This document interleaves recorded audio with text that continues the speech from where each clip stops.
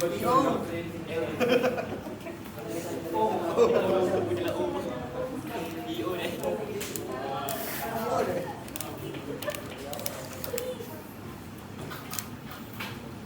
Sige, sige. Sige, sige. Kaya?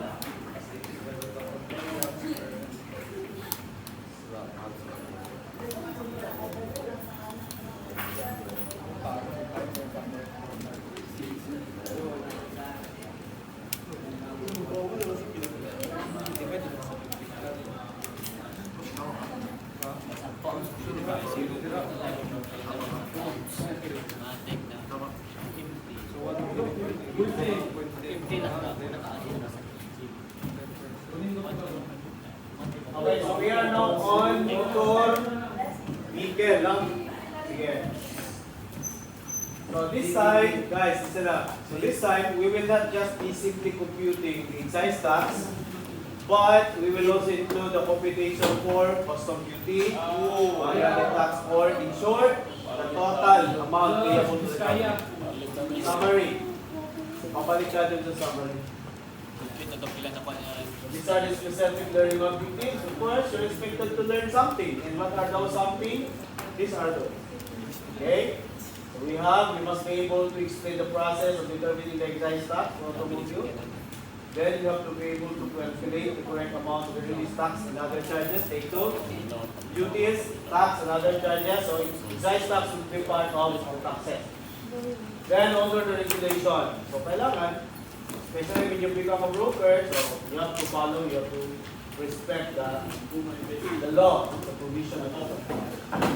Okay, now let's proceed to definition because we know that in definitions we'll be able to understand terms. Why is it that automobile is being defined? Knowing the fact that everybody knows what is an automobile, tama? Guys, in every law, but remember, when it comes to terms, we have that what we call general interpretation or general application. Like say, for example, pagiging vehicle, anything that is being used for transportation, that's a vehicle, that's automobile. But as far as this law is concerned, Republic Act 9224 and the Revenue Regulation 25/2003, pag sinabi mong automobile, there is a limitation. Saan lang siya nag-refer? It only refer to any 4 or more wheeled vehicle, so 4 or mas marami pa ang gulong, regardless of seating capacity. So kahit ilan ang pwede masakay, no? Which is propelled by gasoline, diesel, or electric, or any motive power. So sabi mo motive power, ano ba yung nagpapandar? Ano ba yung nagpapatakbo ng sasakyan na yan? So if you notice, nandiyan na yung electricity, diesel, gasoline, ano pa bang iba? Ay coal pa ba ngayon? Di ba mayroon tayong sasakyan na made run by LPG? Siguro, kasama na rin yung mga solar powered ng mga vehicle. Kasi may mga solar ano ito. Yun, hindi mahirap. Sa electricity, kasi mag-run out. While ang solar, so yung solar panel nasa ato. So sige, karga, no? Okay. Now, there are those also so-called NAT, no? Or they are regarded as non-automobile. Ano yung sabihin pag classified siya as non-automobile? It simply means that those items or vehicles are not, again not subject to excise tax or not covered with ad valorem tax implemented or imposed in this law. Klaro? So ano yung mga hindi considered as automobile under the law? Yan, una, bus. Ibig sabihin, pag sa problem, nakalagay, shipment of 1 unit bus. Automatic, the moment you see bus, disregard ka agad yung computation ng excise tax. Ano lang kung computin mo? Hindi custom duty, but not excise tax. Kasi nga, bus is one of those considered as non-automobile, therefore, not subject to excise tax. Klaro? Saktan ko? Yes, Or sir. kailangan ito bilisayon? Ayun. Kailangan ito bilisayon? Ayun. Sumala sa gilapid sa mga balaod, Acta Republica 9224, kini maong mga sakyanan dili ginakonsidera nga sakyanan base nga subject sa excise tax. Adunay excise tax. Kung dili kini sila walay kalambigit o dili imposahan. Balik natin sa English. Okay, they are not subject to excise tax. What else? Trucks. I think you know what are trucks, right? It could be dump truck or cargo van. Pag sinabing cargo van, these are vans used to transport cargo. Cargo van. Jeepneys or jeeps. Of course, usually, as far as jeepneys are concerned, Philippines is an exporter for jeep. Kaya lang, wala na problema. Kaya, Indonesia, Malaysia, nag-export na dito mga jeeps. Ang problema lang karon kay ginadisoon naman na. So, ano na? Saraw. Di ba pinakauna na jeep sa Pilipinas? No? Saraw. Single cage chassis, single cup. Okay. Sa ato ang mga ginatawa na itong prime mover, di ba? Kaya naman nila i-supa itong trailer. Trailer po tayo trailer.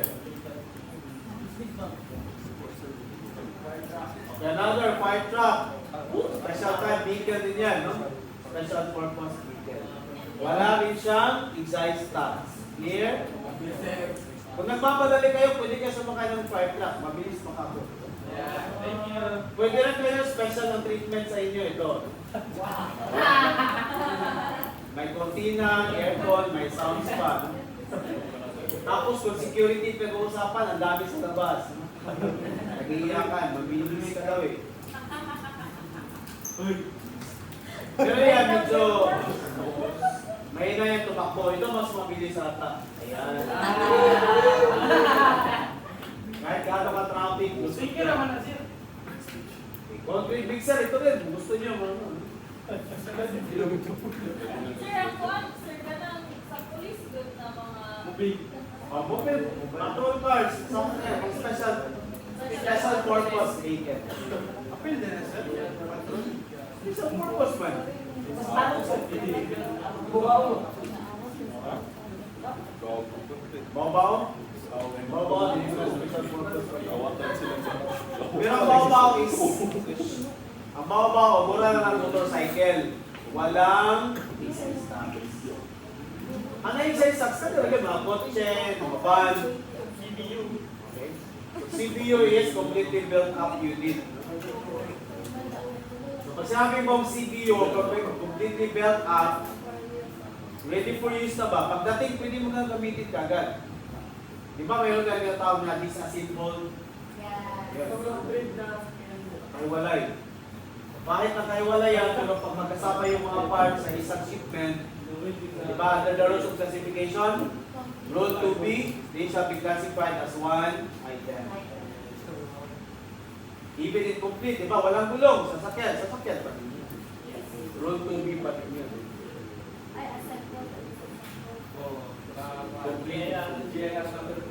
Okay. Now, as far as vehicle or automobile are concerned, may dalawang klase. Traditional at saka hybrid. Tatlo yan. Ano ibig sabihin ng traditional? Hindi ka nato ginasakyan na ang yung tubil kay diesel or gasoline. Traditional na, usual lang. Okay?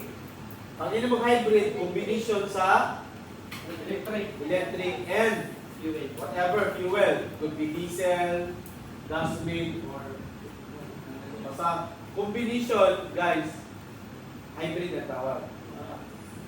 Mag-emphasize mo na sir, kaya lahi na sila grades.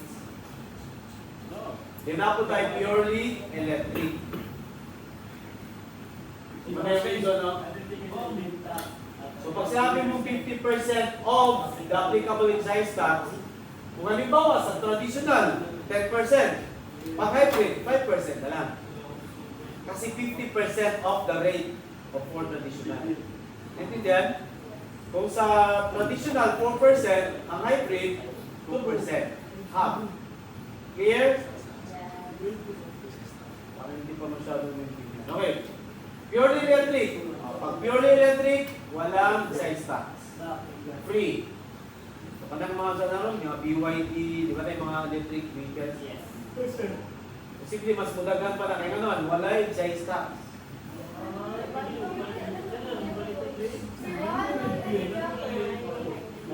Mahal, mabot siya kay social, man nga, kuwan. Ano na lang, mahal. Nanong gi-free siya sa excise tax, kahit gano'n, ang kama daw siya, environmentally friendly. Yung iba, tapunin social. Ha? Yan, siguro, basta mo na nakakandra.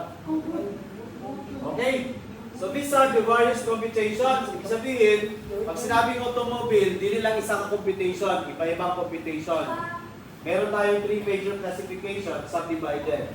Halimbawa, the first classification is brand new, bagong sasakyan. Okay, guys, ito, trivia. When it comes to automobile, dalawang klase. It is liberalized and also prohibited or banned shipment. Liberalized, ibig sabihin ng liberalized, freely importable. Pwede mo import anytime. Bubayad lang ka of duties taxes. Pag brand new. Pero pag use, bawal. Nala exceptions. Ato na i-discuss. Kinsa itong pwede mag-import ng automobile na mara po daw ang kumpitan. Okay? So sa car dealer, dalawang klase. Depende sa importer. First is car dealer. Sa brand new, sorry. Sa brand new. Car dealer, ano sabi ng car dealer na importer? Yung mga Toyota, Nissan, ano yan? Yung mga car sellers natin local. Di ba yung sa kaya ano? Vizcaya? Vizcaya.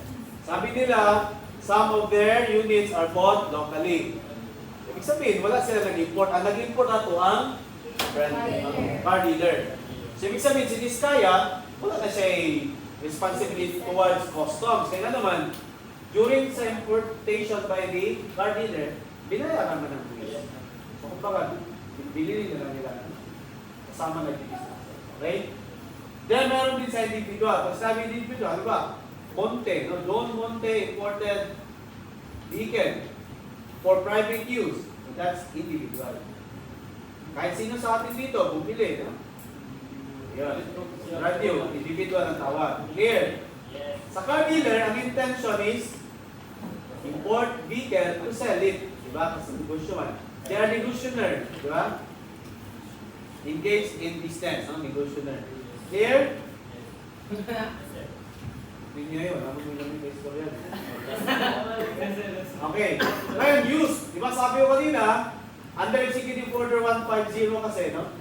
Shipment of used automobile is prohibited. Totally banned in the Philippines with few exceptions. So, ito yung exception. When they are owned by returning diplomatic official. Who are these persons? Ito yung mga Filipinos who are working with the government, especially sa Department of Foreign Affairs, and they are assigned in an embassy of the Philippines abroad. Di ba sa mga foreign country may mga embassy sa Philippines? So they are representing. So ito yung mga ambassador, ano pa, attaches, di ba, consular officers of the Philippines. So anong requirement dyan? Kailangan nila i-prove na yung kanilang sasakyan na nabili abroad, nabili nila base sa sweldo nila. Hindi po yung sweldo mo 20,000 lang tapos ang vehicle mo 1 million. Paano mo nabili yan? So yun, titingnan din ng government. Another is Filipino returning residents. So it could be OFW or any Filipino professionals who practice their profession abroad. So basta mga Pilipino, pumunta ng abroad, nag-business, nagtrabaho, nagsindikato, no? Basta, nakabili sila ng sasakyan doon. Okay? So, pag uwi nila sa Pilipinas, dala yung sasakyan, subject to duty. Wala exemption. Yung una, yung diplomatic, may ano ba yan? May wanting exemption. Kunti lang. Hindi 100%. Okay, meron din tayo locally purchased. Dalawang klase yan. Privilege to non-privilege, privilege to privilege. Ano itong locally purchased? Sa local yun na. Okay. Locally purchased lang yung term na ginamit. Bakit? Kasi if you remember, Section 800, familiar? Does it sound familiar to you? What is Section 800 of the CMTA? Right, conditionally duty-free, no? Importation or exportation. If I'm not mistaken, I'm correct, no? Letter L. Okay? L or M, nandun sa dalawa, no? Kasi, ang Section 105 sa TCCP, ginawang Section 800, dinagdagan ng isang paragraph. So, ano yung dinagdag? Yung sa, ano, no? Yung balikbayan boxes, sinama na nila. Sa TCCP kasi wala yan. May separate na batas yan no? Sa balikbayan boxes. So, ngayon, meron na. No? So, kaya, na-move ang section. Under the Section 105 of TCCP, importation by foreign government or foreign delegations, instrumentalities, attaches, no, are part of some paragraph K. Ngayon, na-move na siya sa Section 800.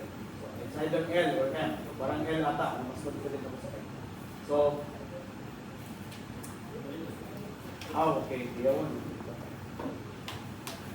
Basta under that provision, under that section, sa CFTA, all shipments, di ba? I don't know kung na-memorize niyo yan. All shipments of foreign embassies. Di ba sa Philippines may mga foreign embassies?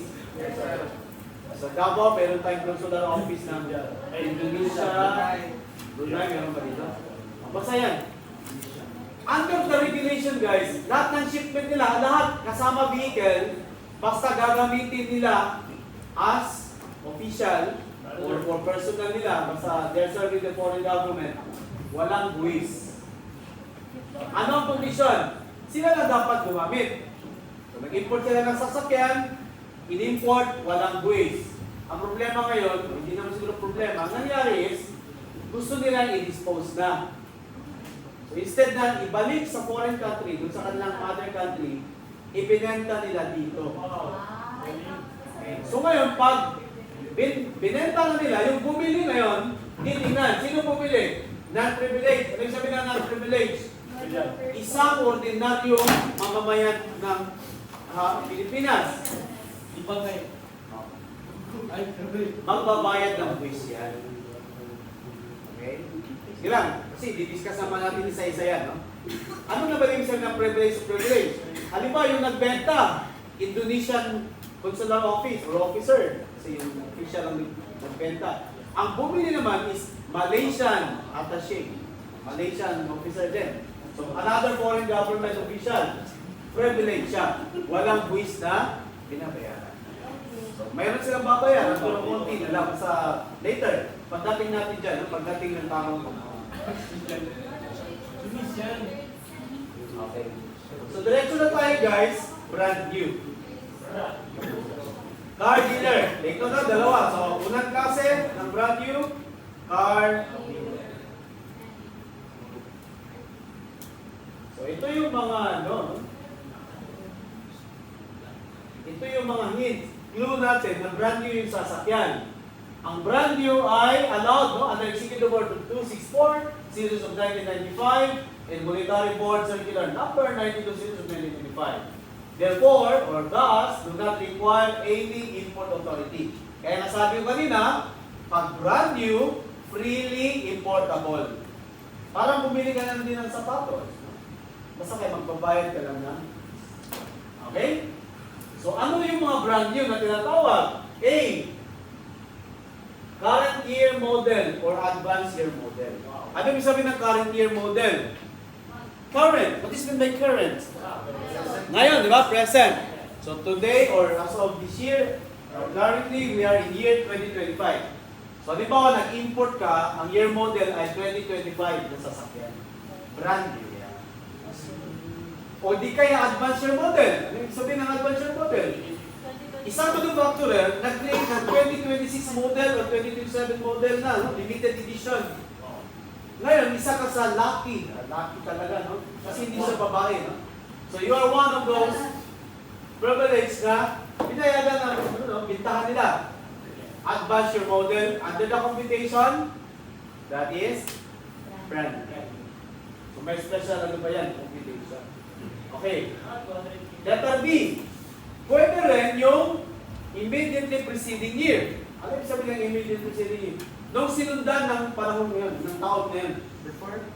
2024, 2023. Okay? So ano nga yung magiging qualification para makonsider siya as brand new? Una, dapat yung takbo niya, mileage, should not exceed 200 kilometers. So dapat hindi mileage, dapat kilometage. No? Kasi kilometer ang ginamit. No? Basta yung takbo daw niya, dapat hindi sumobra ng 200 kilometers. How many kilometer in 1 mile? 1.6, di ba? 1.61. So, convert mo lang yan siya, no? So, 200 divide 1.61. Sila. Divide. Ay, ano, 100 kilometers time wave, ano, para mabayad. Mas nakuha ka ng bayad sa So, ano. takbo. Mas nakuha ang bayad. 1 mile is 1.61 kilometer. Oh, times na sir. 200 kilometers times 1.81 para Divide. divide. Ang figure, mas gamay si miles. Mas equivalent, mas takot si miles. Ay, Mas mahal si Miles! Tangin na mas mahal si Miles! Hindi nga. Asabay na ko, 1.61. other na. You know, di ba mas takbo ang 1.61? Yeah. Pero ano mas takbo si 1 mile? Because 1 mile is equal to 1.61. So mas takbo si 1 mile kontra kay kilometer. Imagine, makaisa ka mile ka, kailangan pa din mo additional na 0.61 para ma-equal. 124. Sakan, pura pag $1 is equal to 57 pesos. Asay basta ko 57 ang 1. Basta ko 57. Ang ideal ba bro? Pero as to real value, basta ko ang 1 eh. 1 good yung kailangan nyo. Gets na? So, 200 divide 1.61. What is the result? 124. 124 miles. So, bantayan ninyo na, pag nag-exceed ng 124 miles, use na siya. Or nag-exceed ng 200 kilometers, use na nyo yan. Dili na brand new. Clear? Done? Another. 2024 year model or 2023 year model, pero acquired siya as first owner by the importer. Okay. Of course, alam naman natin, hindi lahat ng sasakyan kagad magbibenta, di ba? So ikaw, ano ba, sa Japan. So bumili ka doon sa car dealer in Japan, di ba, sa Gantal, bumili car dealer sa Japan. Siya talaga yung first owner. Brand new pa din yun. Okay, first owner. Pero kung di ba, binili niya sa isang citizen in Japan, second hand. Bawal ko siya. Kaya naman, prohibited ba ng use? Gets? Is get. Yan ha, first owner. Okay, let's test your understanding. Or else, under lang, walang standing. Is it used or brand new? Bakit brand new? Current year model. Is it current or current? Current. Very good, very good. Doing good so far? So far, so new. What about that? Is that brand new or used? Brand new! Bakit brand new? Below 200. Below 200 Clear? This one, is it brand new or used? Ay, use sir. Ang nag-import daw is a Filipino business.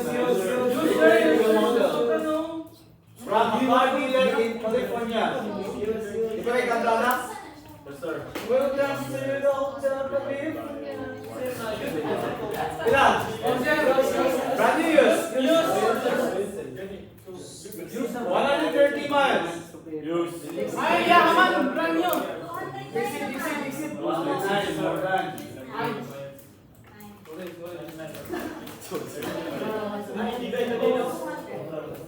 Okay, brand news? Use.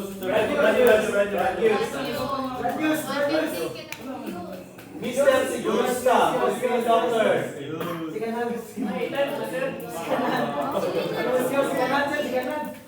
Okay, 150 kilometers na daw, mileage. Ranyo. Second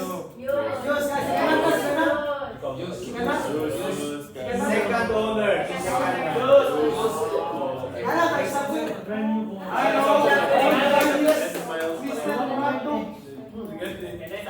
Si Mr. Murato, empleyado sa car dealing company. Dili siya car dealer. Second hand. Trabaho pa rin naman sila. Okay na. So, yun ha. Brand new or used? Okay? Use or brand new? Now, kasi di ba we need to compute for cost of duty, no? Listen na. Importante din. Hindi na kailangan i-memorize ninyo ng subheading, no? Kasi marami yan. Yung chapter 87, marami talaga yung sasakyan dyan. So ano na lang ang magiging determinant or clue ninyo, determinant factor, for you to conclude that it's 20% or 30%. So ito lang, tingnan yung setting capacity. Yes. Including the driver, ha? Pag yung seating capacity niya, mga passenger, including the driver, is 9 and below, 9 or below, 30%. Pag 10 or more, 20%. So pag mas marami ang masakay, mas mababa ang rate. Bakit ganun? So yung mga vans, automatic 20%. Two-seater na pinag-rate, 30%. Mga Pirales, sir. Luxury car. Only 4-seater pero Hard. Regardless of the height of the passenger, ha? Kasi mo, sir, kanang muna, no? One passenger na. May tao mo.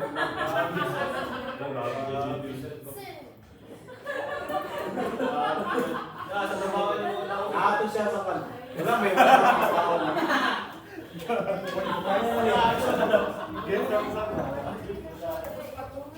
Ang sa kadin. Moses.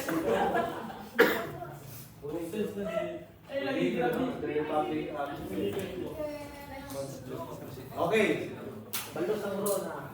These are not merely trivial information, guys. Bakit man, here, although partly trivial siya, kaya naman, kapag nagtala, si important ay kailangan siya mag-file with the Commissioner of DIR, no? As representative or before months of June and December of every calendar year, every proposed registration of brand new automobiles. Halimbawa, merong gagawin na naman na model, new model. So kailangan, before mag-import, introduce nila sa BIR, no? You have to import the BIR. So these are the additional information. Kailangan yung yan, pangalan, address, tariff identification, tax identification number, name and variants, different models. Ano yung bisa ng variants? Di ba sa sasakyan, may sedan, may CRV, basta may V, may SUV, yung iba, baby, yung mga okay. Another is, ito, wholesale price. Ito guys, wholesale price, suggested retail price, import cost, these are very important. Why? Basis ni siya sa computation for ad valorem.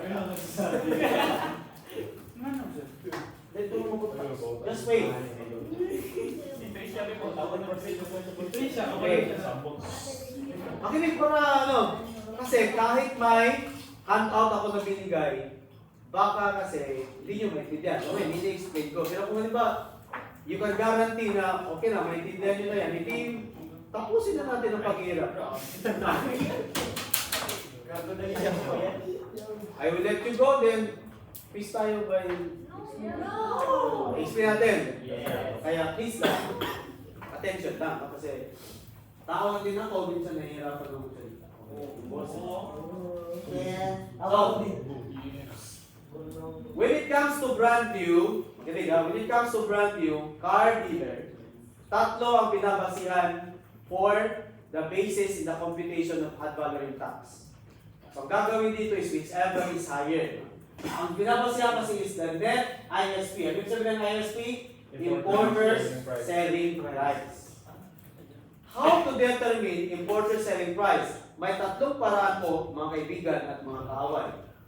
Kasi, I do believe, hindi lahat na nandito, kaibigan ko. No? So, ang net retail price, unang computation, ginagawa is gross selling price, given sa problem, may gross selling price. Tapos may excise tax and VAT. Ibig sabihin, VAT ng excise tax. Excise tax with VAT. Anong gagawin? I-deduct mo lang siya from the gross selling price. Ang result niyan, net ISP na. Una yan, ha? Gross selling price, less excise tax and its VAT, you have net ISP. Another source for ISP could be, so kaya may nakalagay 2. Source 2. Suggested retail price, net of excise tax and the VAT. No? So, ano ibig sabihin? Kung ang suggested retail price, non-excise tax and VAT included, i-deduct mo muna siya. Bago mo i-multiply sa 80%. Yeah. Suggested retail price, tanggalan mo na, make sure na wala siya yung net siya ng excise tax and VAT. Pero pag meron, i-deduct mo muna. Then you multiply to 80%. Ang result niyan is ISP. ISP pa din. Okay? Another. Cost of importation plus 10%. So, cost of importation, halimbawa cost of importation is 1 million, dagdagan mo ng 10%. Margin for profit. But this time, the formula will be different. It's not times 1.10. It's divide 0.9. O para mabalik sa kung saan. Sir, tatlo yan. Ano mangyayari ngayon? Yung binanggit ko kanina, the highest. Hindi na higher. Kasi ang higher, dalawa lang. Pag more than 2, highest. So magkano ito? Magkano ito? Magkano ito? The highest will be used as your basis in the computation for unvaluing class. Hindi pa natin pinag-usapan si Cost of Duty. So, exciting, di ba? Mas marami, mas masaya. Okay? Wow! Kato sa mineral, so na mag-challenge. DB lang man yung komputon. Okay, sample. Okay. So, given lahat dyan, no? Importer again, brand new to, no? Car dealer. 10 units, no? Traditional automobile. So, traditional, ibig sabihin, it's either diesel lang or gasoline lang. No? Gross importer selling price is 1,750,000 per unit. So, importante ma-establish po per unit. Okay? Next, dealer suggested retail price 2,200,000 per unit. VAT and ET inclusive. So, mayroong VAT at saka may 18 VAT. Then the excise tax and VAT is 392,000 per unit. So yan. Then another import cost is 1,296,000 per unit. Ang tanong, what will be the applicable importer selling price per unit to be used as basis? Okay, to be used as basis in the value tax computation. So first, una, 1,750,000, you deduct 392,000. Kailan result? 1,208,000. So, actually may choices tayo, no? Kasi ito, ano naman ito, sensor, touchscreen. Ayan. So yung, may time pala yan. Wala namin na TV. So, alin dyan yung sagot? Letter A?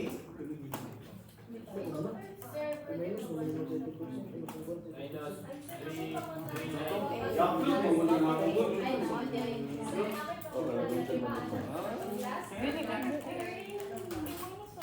Sir, 1,358. Sir. No, divide 0.9. Oh, number 1, 1,358. 1,358. Caesar. Di ba sir, Okay. Sige, ang gagawin muna, guys, 1,750,000. Dapat tama yan. No? Minus 392. Sulat, answer. 1 million. 1 million. Another, ito pa. 2,200,000 less 392,000 times 0.8. 14464. Sulat. Next, kami, 1,296,000 divide 0.9. 1440. So, ano yung mas mataas? Sa tatlo. C. That's C. 1446. Yes. Yes. Then C. Wow. So that's it. Okay. Guys, basis pa lang, hindi pa talaga compute ng ABT ha. So ito lang siya. Pag na-compute ka ng ABT, ibig sabihin, ito na nga yung pipiliin mo, multiply to the rate. Yung multiply pa natin sa basis pa lang yan. Kaya nga, excited. Oh yeah. Next. Ito yung solusmen. So, gross selling price less excise tax and its but 1,358,000. Net ISP, cost of importation plus 10%.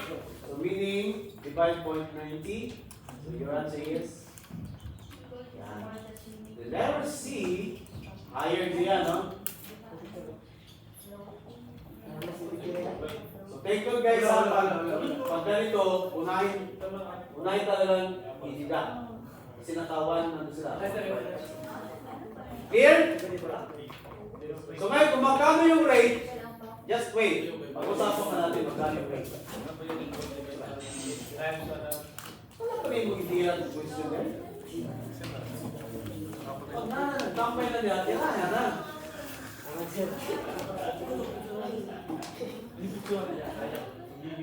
Kani, natira rin mo. Okay, another.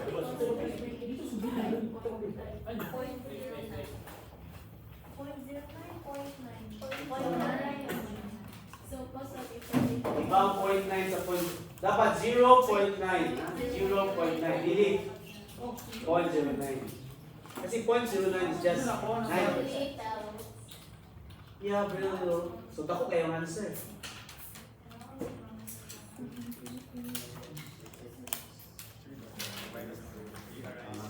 You are on the right track.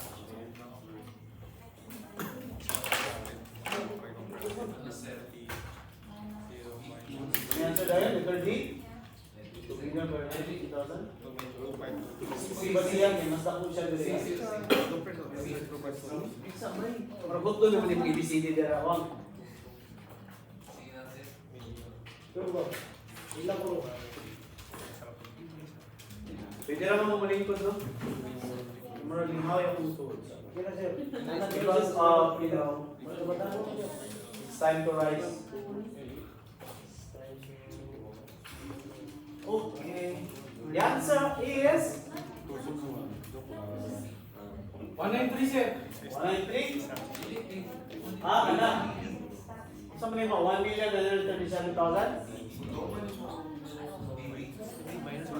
Ay, liter C.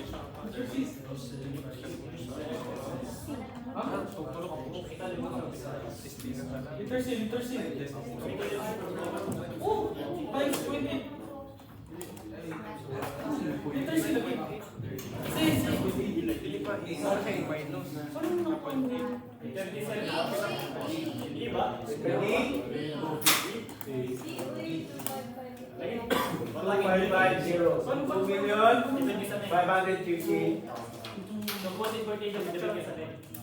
Okay. Net ISP, di ba ano na siyang, wala na siyang excise tax and VAT? Diretso ka na multiply sa 80%. Okay? So the answer is 2,150,000. Another one, sa gross, i-deduct mo si 80 and VAT. The result is 2,522,000. The other one, cost of importation divide 0.9 or 0.9. That's the higher. Highest, sorry. The highest. Okay, so that will be your basics. Okay. Nasulat ko na yan. Sir, wait.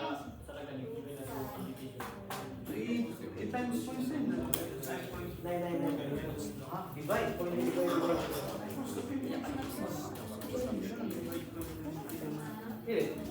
Point 9, bakit pa? Diba? To add 10%. Ibig sabihin, the cost of importation, ang cost of importation is only 90%.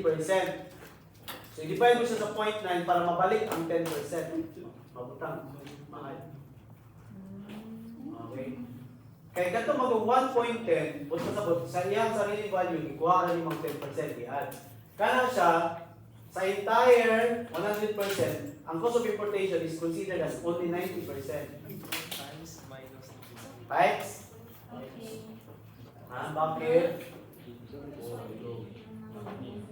The 0.80, that is for, 0.80, that is for the suggested retail price. Diba? Okay. So ito na nga yung rate. Wala ka nang sa, diretso na sa pag-multiply sa 0.80. Net of VAT naman. So, hindi naman mo kailangan net of excise tax and VAT. So, wala na ka nang hila.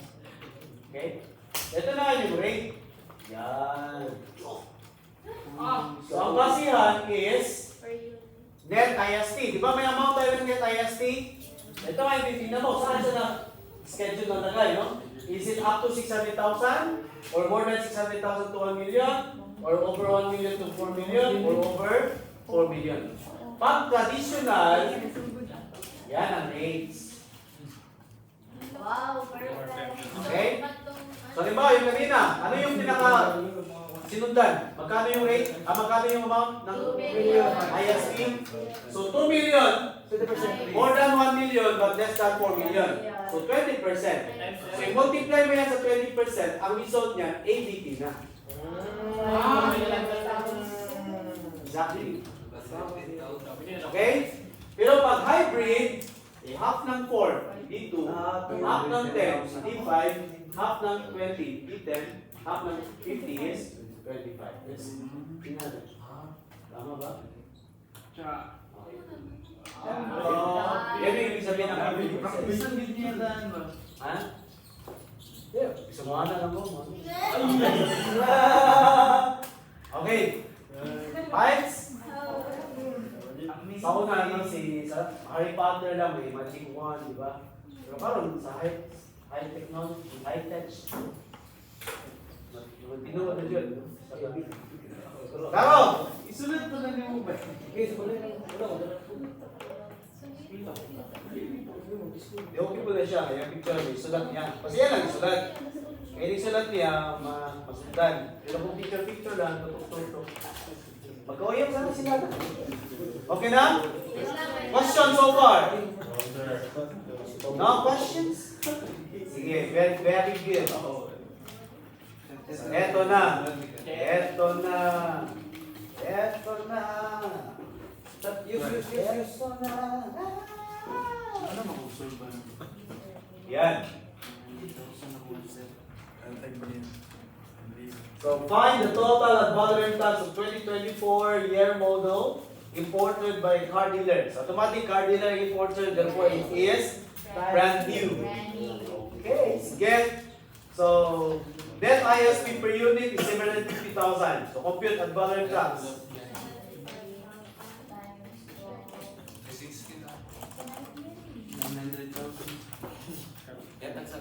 So maybe ang ginagamit yung na rate net is 50%. Tama? 50% ba? Sabi ko na eh. Therefore, yeah, that's right, no?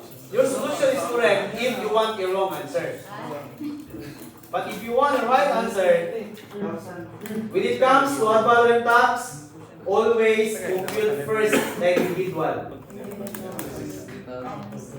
Okay, try to imagine.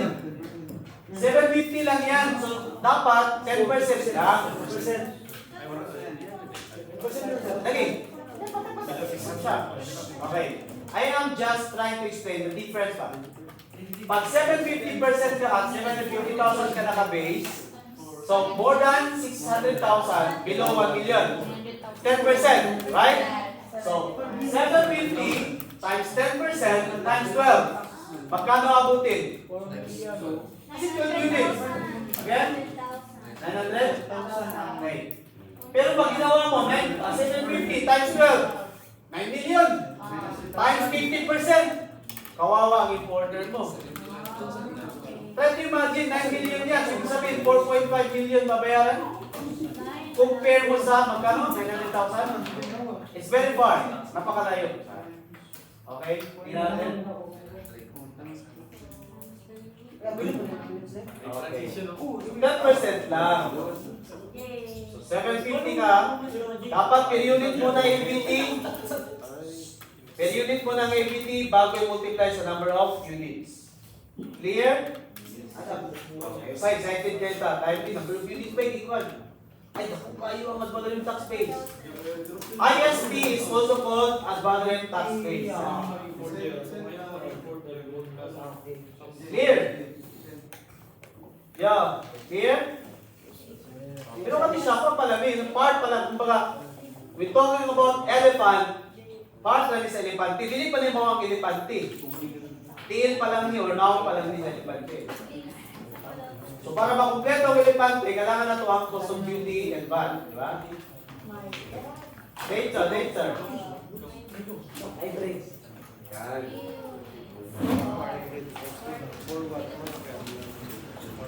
Mahal dito eh, no? 4 million, 100,000. Per unit pa dyan siya, no? So at least, di ka na mag-compare, given na diretso ng ISP, no?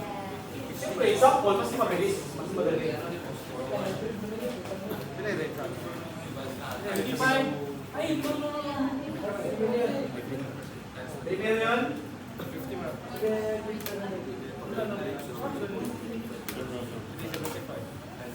Kasi more than 4 million. So the rate should be 25%. Kasi high rate siya.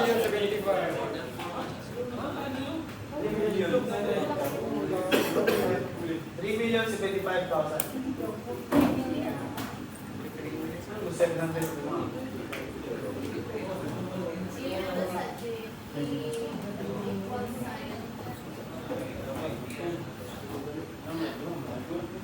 So 4,100,000 times 125. Yes. Here? Sige. Siya, ako naglalagay ng example. Tingnan mo, di ba? Ay, panas. Linear ba? Compute ABT net of VAT. Ikaw na lang din. Kasi ng choices eh. Kailangan may choices. Yes, kaya na. Ilagay natin ng oras.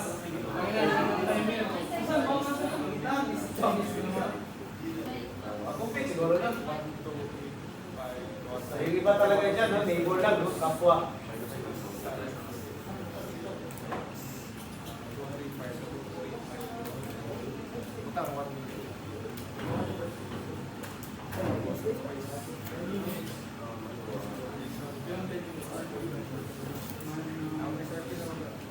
In that particular example or problem, dalawa lang ang ano, no? Walang cost of importation. It's much quicker, faster. The answer is? Letter D. Wala pa magsagot ng letter E. That's it.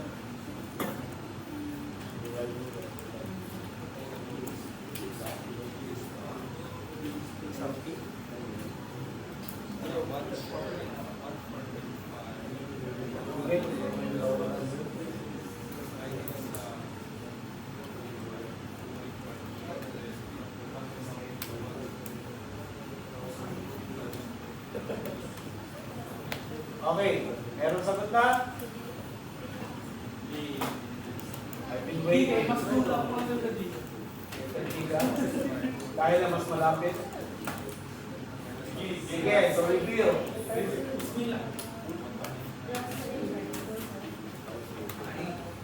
Tama yung answer na, 1.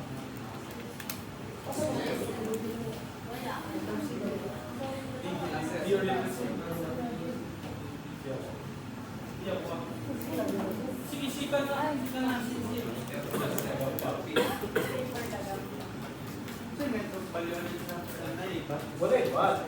Wala na ito bigla na.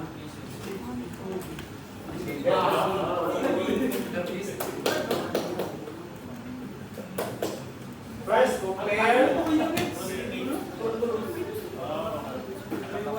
Masay higher. 1,050,000.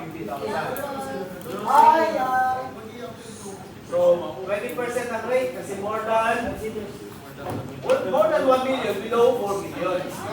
Ayun, sa 2-seater, wala pa to. Later, magamit 2-seater. 10 C. 10 BB.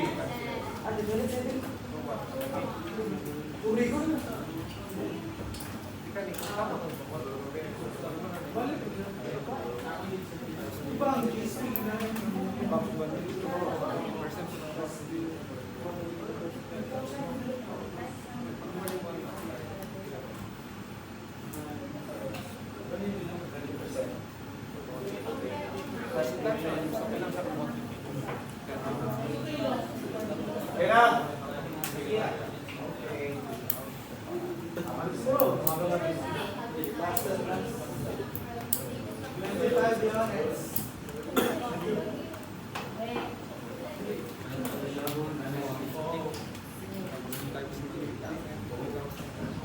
Ay, simple naman kayo na. Wala naman over.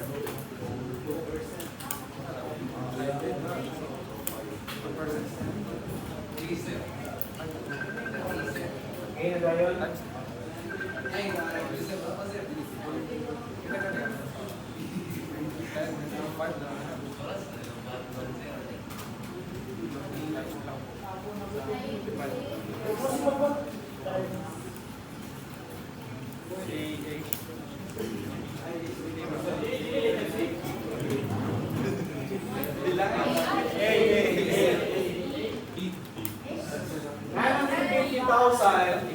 So more than 600,000 below 1 million.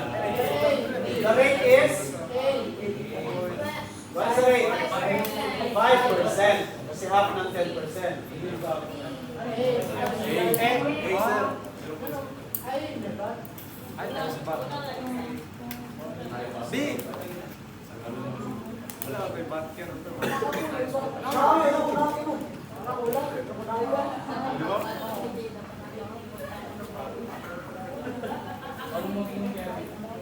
Kena?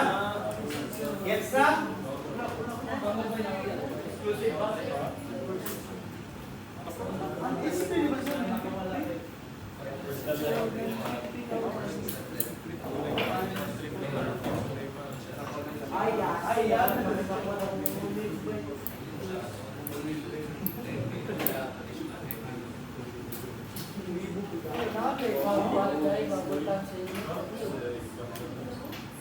With what?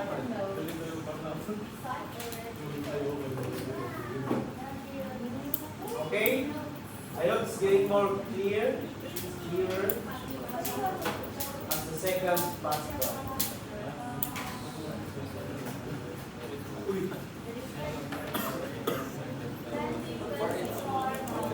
From there, kasi backward approach. Ito na yung backward, wag na master nyo na. Backward yan, backward.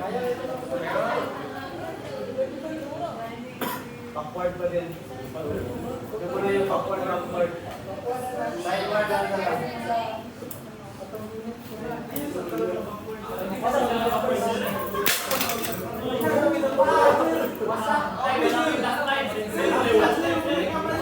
Okay.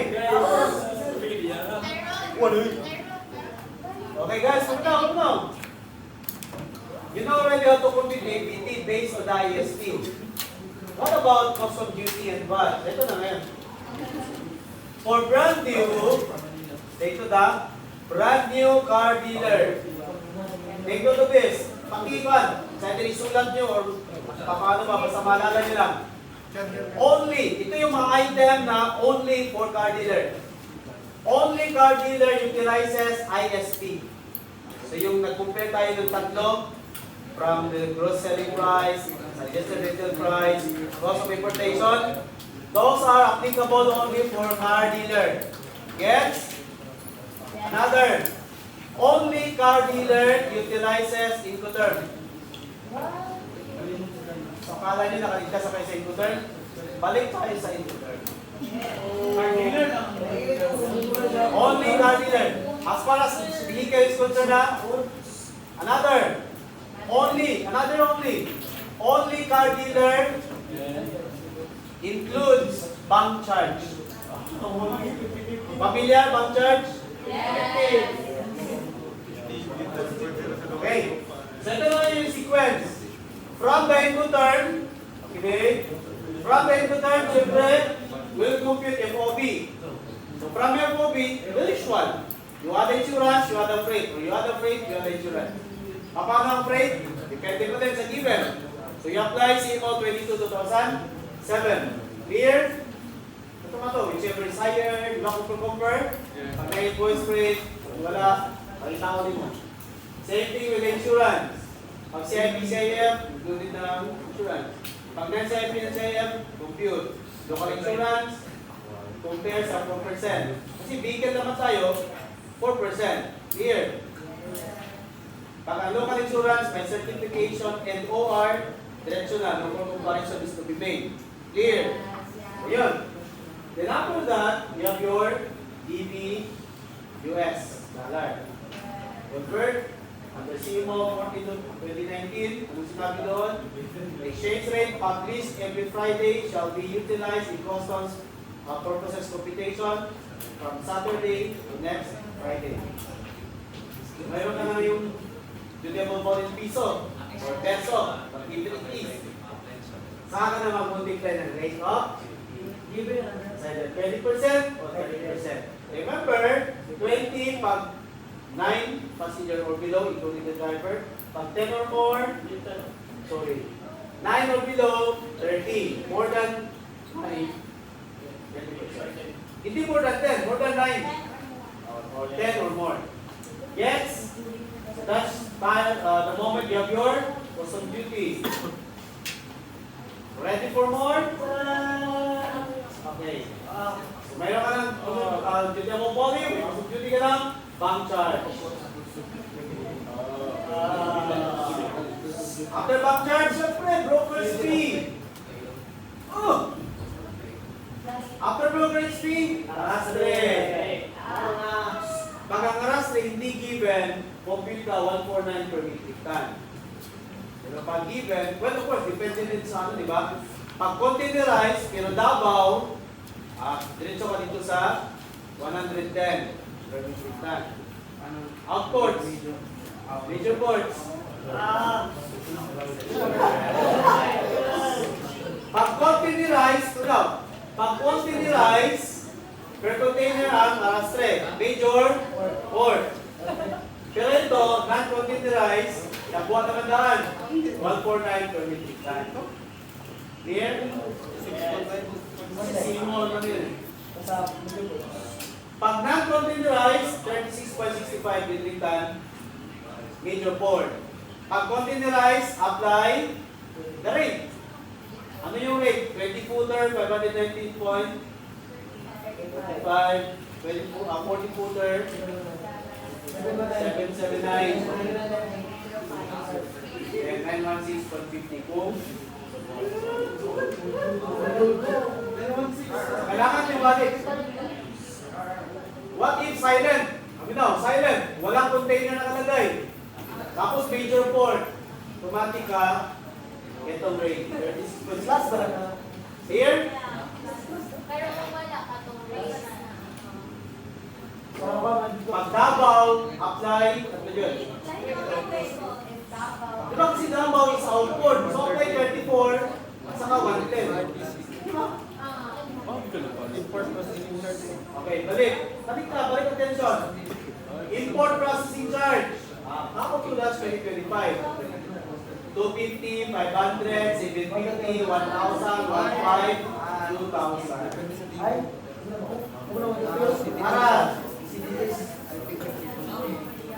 Meron ka ng landed costs. Ito na. Kinig. In our TM4, wala yung excise tax. Ngayon, meron na. Ano gagawin? May landed cost ka na. Hindi yung add yung excise tax. Wow! After the excise tax, add na. The total will be your VAT base. Wow! Times 12%, VAT ka na. Oh my God. Asa kita ng ad valorem tax? IST. Brand new na kaniter. Di ba IST yung kupita?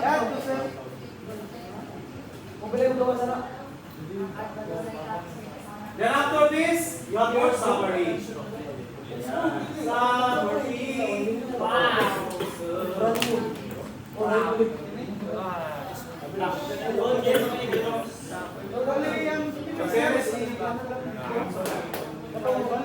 Incorporate.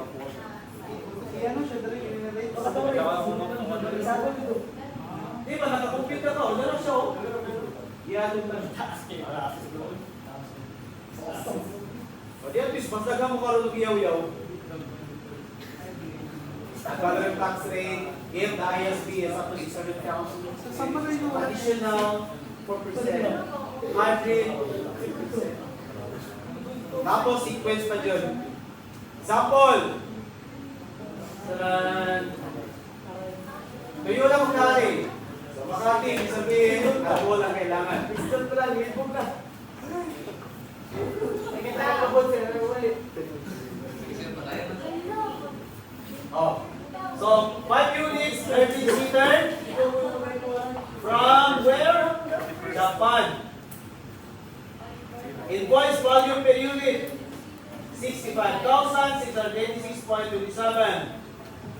The seller delivered the vehicles on board the carrier at the port of departure, paid the freight charge, and undertook also the payment for US premium. Good. So that is a CI. Bill of lading indicated total amount of $6,800 for the main transportation costs. Manufacturer suggested retail price $4,690,000 per unit. At least wala na siya additional no? There's no need for it to compare. Yeah. Kasi ang given only SRP. Hindi magbasa sa invoice value, pag-compute mo sa cost of duty. Landed cost. Excise tax. Yaman siya ba ito? Sila, ato mo lang yan. Pero wait lang natin sa limong i-apply pag-buwan ng limong isupi. Nadibig.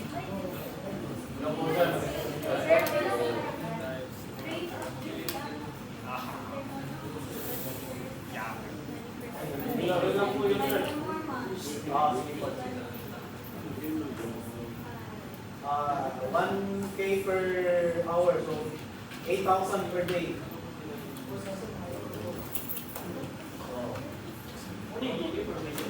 Opo.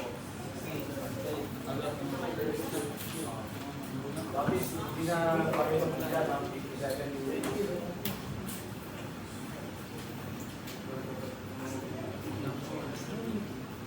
Okay? Pati ka sa nandito ko siya pasado sa class ko. Okay.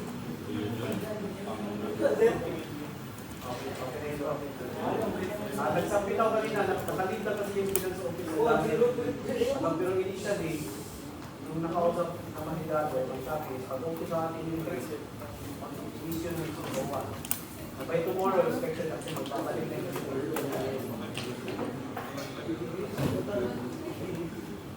sige sir, pagkain ko ba yun sir?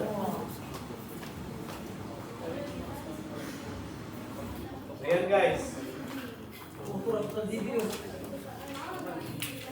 Sige, Tagalog ko kasi taga-Maynila yung nausap. Oh! Wala nang aircon? Patay na? Patay na? Oo, bakit? Pareho ba tayo ng bahay? Okay. So, CIF times 5, bakit 5? Asa ka na 65,000 sir. $1 din mo ako. Given, no? Okay. ang size, given ang Incoterm value, di ba? 65,686. Ay, naka. So CIF value man siya, so CIF is already equivalent to your dutiable value considering that there is no higher freight, right? Yes. So included na nilang insurance. So kaya yan, 5 units, total DB kagad. Gets na? Pwede na siya diretso total. Bakit man? Kasi ang basis lang naman ng custom duties dutiable value. Oh. Di ba lang? Okay. So ngayon, multiplied dollar exchange rate, given din yan. So total DB, peso, 16 million and that's 50,085.12. Times rate of duties, 20%. Bakit 20%? 13 seaters. Yeah, 13 seaters. 10 or more, di ba? 20%. Naintindihan?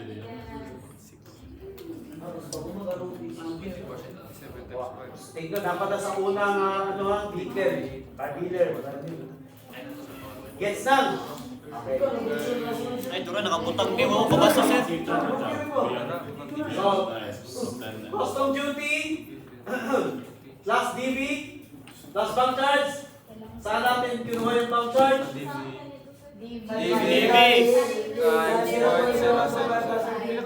Yeah, times 0.0015.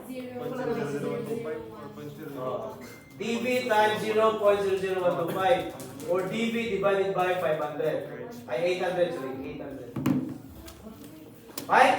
Kalimut ko sa Arubi sa 20. Total DB divided 800 is bank charge. Ano man? Sway. Patuloy mo, labi na sa likod. Okay na? BF. DB bank charge plus 5,000. Chances of passing. Okay, one page. Ayan, may formula na. Metric ton times 36.65. Arastre, 149 times 50. Saan galing ang metric ton? Siyempre may ano yan, di ba? May weight. Okay, let's wait. Saan yung weight? Ayun ang weight ko. 2.5 metric ton. Cruise weight lang yun. 2.5. Cruise weight talaga. Pag arastre one page, cruise weight. Ikaw ba, pag isa-size tax, head weight. Hindi man siya base sa weight ang ano eh. Nag-gets? Siyempre, 2.5 times ilang units? 5. Diba?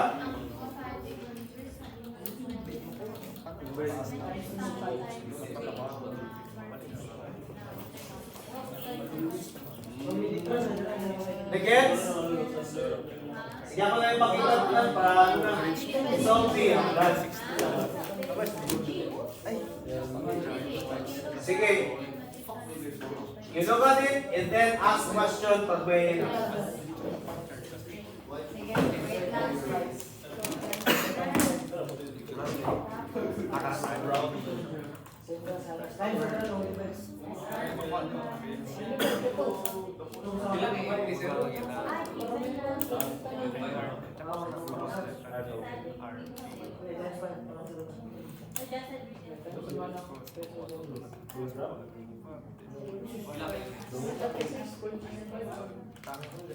So, okay na itong landed cost, di ba?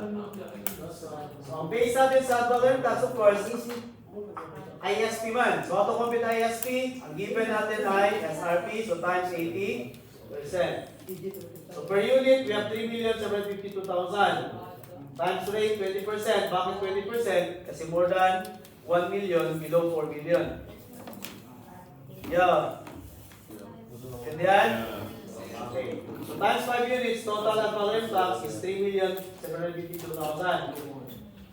Plus, total landed cost, hindi yan sa tender level care, again, total landed cost.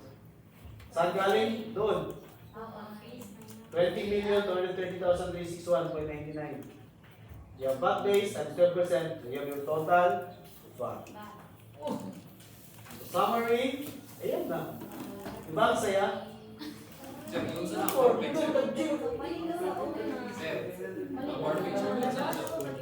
Oo, total sa Palay na po sa our page. 0.02 billion sa deliver. Nagpicture na mga problem mo na.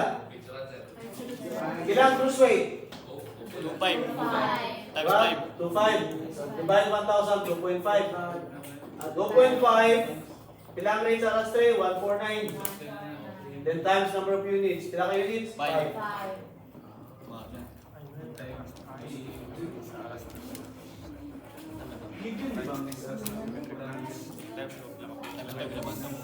Given, di ba? Given. Balik ko yan yung problem ko eh.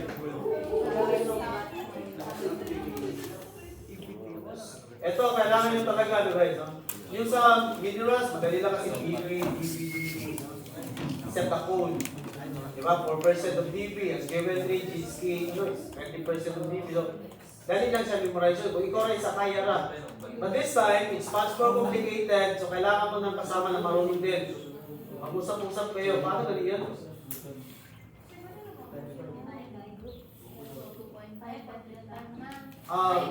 Try nyo din i-watch. Try nyo i-watch yung video. Di ba nag-upload ako ng link? Yes, sir. Nandun yung cellphone. May discussion din doon about sa brand new. Pero focus lang kayo muna sa car dealer. Tapos, huwag nyo kalimutan to hit the subscribe button. Sir, nakasubscribe na Baka naman. Kasi, Subscribe kung namin. halimbawa, pagod na kayo manood ng discussion sa lectures sa DBT plus TMC. Tingnan nyo yung ating mga kanta mga awitin ko ng mga Mana, sir, na-view na. review na. Oh, Pati itong nag-view mga, na, sir. pati itong panahon na dancer pa ako. Oo, wala. Tanan. Wala nang ilay ka pa na sa Wala, itanong na po dito, parang magyapon, 5 views na magyapon. patay ka. Okay, pakata na. Isa-isa. 0.03 billion na 1.12. Nanong? Ate, Next time to sabi na, hindi ko na, ang tanong ni Vin, bakit daw 0.12 lang yung multiply natin? 0.12 lang kasi ang pinocompute natin ay VAT. Pag times 1.12, dinagdag mo na diretso yung VAT. Diba? With VAT, dinagdag mo na. Sabi ko, ano siya, no? VAT base times 1.12, hinalo mo na yung VAT at saka yung VAT base. Which is, hindi naman kailangan ng VAT base sa summary. VAT lang talaga. Clear? Ngayon, makakaganti na ako sa inyo. Sir, picture lang doon yun. Madabos. Sir, daan ba? Kami ayaw sa unique study ninyo kay brand new individual. So, Aminog na ako. malibog-libog na po gamay. Dahil na po na siya ng Ay!